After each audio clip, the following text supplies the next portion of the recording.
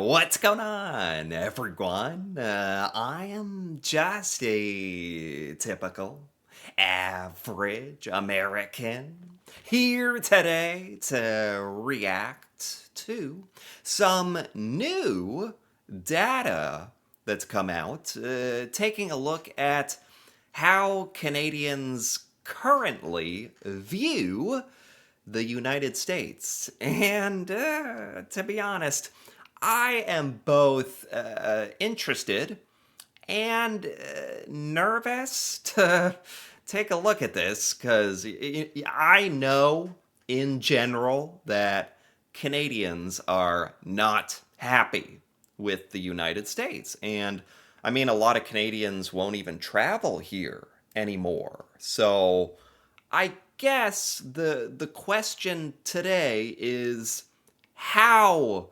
unhappy are you with us exactly, and what do the statistics show at this point in time that Canadians are feeling? So let's take a look. We have some fresh insight today into how Canadians view the United States, and it's worse than you might expect. Angus Reid's It's it's it's worse. That I expect, a pretty low bar. I expect pretty bad. I've been trying to stay kind of up to date with this stuff, and like there's statistics about this that come out every month or so, and I know, like, in the past year, basically, when Donald Trump took office, that it's literally been like a downward trajectory as far as, like, well, every statistic you can imagine in regards to how Canadians view your relationship with the US. Travel is down month over month over month to the US. Like your feelings and opinions on us are down. So anyway, when he says it's worse than you expect, it's like, oh my God, like, are we ever going to reach like a plateau, like a low point where it's like, okay, every person who doesn't like the United States like is going to be accounted for, and then maybe as the years go by, maybe it'll take like 3 years for when Donald Trump is out of office, we can like begin the upward slope of like, hey, that Canadian guy is okay with us again. Like, when's that going to happen? Anyway, I'm getting a little ahead of myself. Angus Reid surveyed more than 1,600 people. Only 21% said they hold a favorable view of the U.S. 21% hold a favorable view? 21. There, he was right. He's right. That is officially worse than I thought. Wow. I mean, oh God, I'm already like starting to figure out how to cope. I'm already getting defensive. I can feel it. Those are It is so sad when this is my argument. Those are Canadians who have a favorable view of the U.S. There's got to be some Canadians that have kind of like a, whatever kind of, right? We'll take those. Yeah, we'll take that at this point. The Canadians who just like have a middle. Anyway, joking aside, 21% favorable. Obviously, that's abysmal. That's embarrassing. And let's be honest, it's pretty reflective of, as painful as it is for me as an American myself to say, like, I get it. I understand. I don't even blame you. As a matter of fact, if I was put in the same situation, I would probably feel the exact same way. I know I would. So, yeah, it's not like there's any like hostility or anger towards Canadians for like 79% of you to not hold a favorable view of the US. My God, saying it out loud, it hurts. It's more of like it should be a big wake up call for Americans. It should be a huge wake up call. Yeah, but like you better believe this is not the kind of stuff that they're showing on like the US news. We're not showing that like no, like you better believe it. Like so a lot of Americans kind of probably have their head in the sand, like not even knowing like what a disgrace, what an embarrassment, what that we have so much that we should be trying to improve. And anyway, 69% prefer Canada approach the United States as a potential threat or with what? Excuse me, under Donald Trump. That marks a new low. Meantime, 69% prefer that Canada approach the U.S. as a potential threat or with caution. Oh my God. For one thing, man, I can't believe like at the that's a new low. Like going back to the first statistic, 21%, only 21% of Canadians hold a favorable view of the US. Like I mean, that actually means it's not even really a political thing. Because if it was like a political thing, you'd have like near half of Canadians like agreeing with the US and half not. It's not even like a political thing. It's just like no matter your politics, Canadians are very upset with the US. Like, yeah, at least according to this data. That's a new low. Over a year out, we haven't even. That's a new low. That means we might not have actually hit the low. And it's like Donald Trump and the US government isn't showing any signs of really slowing down or yeah, or willingness to work with Canada on a lot of the trade stuff or so I didn't know that. I did wow, it's going back to the beginning where the the broadcaster guy said you'll be surprised at how bad this is. I can't believe it. I'm surprised how bad this is. Like, wow, that means it could get even lower in the future. We haven't even reached the low, potentially. Anyway, 69% prefer Canada approach the US as a threat. Again, it's weird because it's like part of me is shocked and appalled and like, what? The United States? Come on. What? We're friends. And then it's like the other rational part of me is like, but think about what the United States and Donald Trump has done in the last year. It's like it's pretty unbelievable what can change in only a year. Um, and with that being said, I can't be that shocked, or I shouldn't be that shocked, that almost 70% of Canadians view the US as a threat because the US has literally threatened Canada many times. So, no American should be that shocked, but I guess it's just like part of being an American, like and hearing that about your home, your country, where you grew up, and a place that for most of your life, like you've really felt like proud of. Okay, And fewer than a quarter of respondents said they see our southern neighbor as a friend or ally. I mean that's just so tragic. Again, trying to choose my words carefully because it's not surprising, right? Given what the United States has been doing and our complete unwillingness to work with Canada. And now I've seen in the news and stuff that Mark Carney in Canada is kind of like, he's kind of been going on a tour of the world, like Beyonce or something, like to Australia, and talking to the Prime Minister of Japan and like Scandinavia, like he was in Norway. Like Mark Carney's going out to the world and like making all these relationships, and it's probably awesome to see if you're Canadian, but um, I don't know. I guess it kind of relates to how 22% of Canadians view the US as a friend. So, oh my God, 78% of Canadians don't view the US as a friend or ally. And you are actively, seeking out new allies and new friends. And it just feels like, from the American point of view, that we're getting left behind. and that we have done it to ourselves. And that's really sad. Really, really sad to think about. These numbers also have an impact on the federal political landscape. To bring it all together, we've reached polling analyst Eric Grenier in Ottawa. You can follow his analysis on therit.ca. Eric, good to see you. Thanks for taking the time.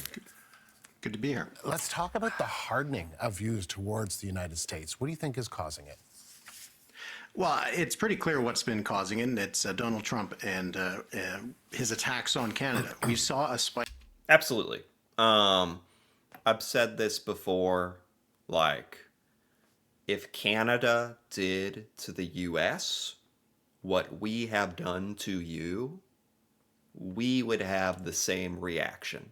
So no American should feel like like Canada is acting unreasonably, like you are betraying us, like you are being these aren't valid feelings, because they completely are. All you have to do is have the smallest amount of empathy and be able to put yourself into Canada's shoes and talking about the cause, like this guy said, the polling analyst. It's pretty obvious. You can literally track it from probably Donald Trump's inauguration day, the downward trajectory of Canada's opinion of us. In discontent with the United States and disapproval with President Trump early on last year. It was certainly a huge factor in the election campaign in April. And what is really fascinating about these numbers from the Angus Reid Institute is that we don't really see that opinion is softening the longer we get used to it. Yeah. No, exactly. Oh my, never piss off a Canadian. Never do it. That's another thing that I've learned. Don't do it. You'll hold a grudge. You'll remember. It's like Game of Thrones. Like the North the North remembers. Canada remembers. It's not even been that long. Let's be honest. It's been it's been long. Like the madness. Like we all want it to stop. Like it's been long, but it hasn't been long. It's been a year. That's a long time, but it's like, of course you still remember. Trump was tweeting crazy stuff about Canada like yesterday. So yeah, you probably remember that. Yeah. Oh my God.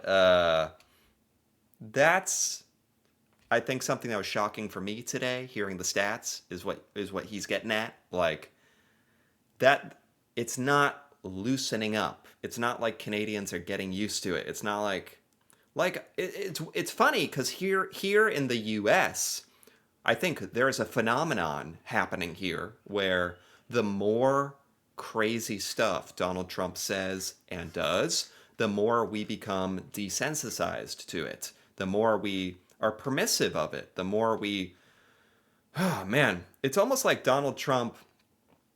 Like if he just told like regular lies, like normal, like it'd almost be better because you could call him out and be like, hey, that's wrong, and you could be reasonable about it. But he's so outrageous with the lies, and the actions are so preposterous.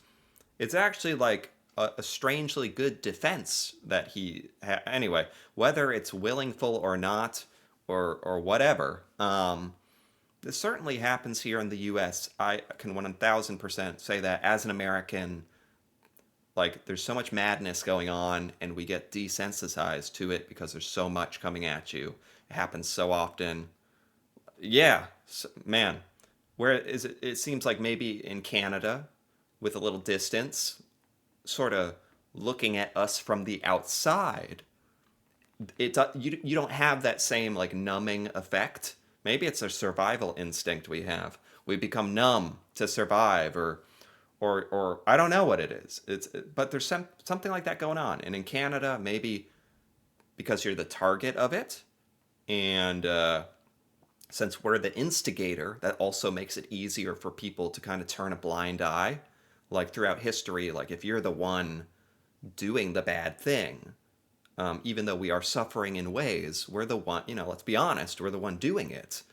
That also makes it easier for you to kind of not care or turn a blind eye, or maybe not care is too strong, but like, it's not affecting your life in the same way, perhaps. Whereas in Canada, you're the target of it, you're affected by it, you're looking at us from the outside. And I think that's a really strong perspective to have. And it's maybe explaining some of the statistics and how strongly entrenched this feeling, this negative feeling towards the U.S. is and has become, and it's not loosening up. Just the fact that we see that 69% of Canadians say, or 67%, I should say, that we should take a hard approach when it comes to our negotiations with the United States.